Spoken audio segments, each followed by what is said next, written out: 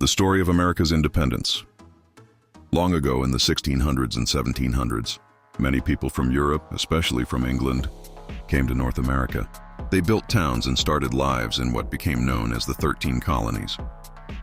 These colonies were still controlled by Great Britain, and they had to follow British laws and pay taxes to the British king, even though they didn't have any say in the British government. Over time, many people in the colonies began to feel that this was unfair. They had no representatives in British Parliament, but they were being heavily taxed. They began to say, "No taxation without representation." Tensions grew and things got worse.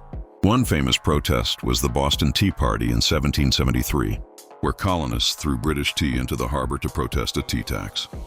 Finally, in 1775, fighting broke out between British soldiers and American colonists. This was the start of the American Revolutionary War. On July 4, 1776, leaders from the 13 colonies met in Philadelphia.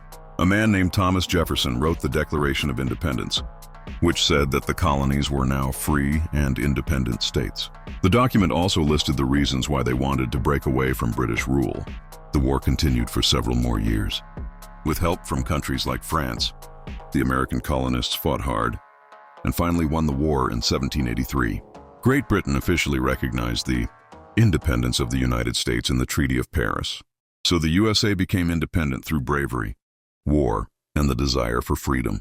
Every year on July 4th, Americans celebrate Independence Day to remember that important moment.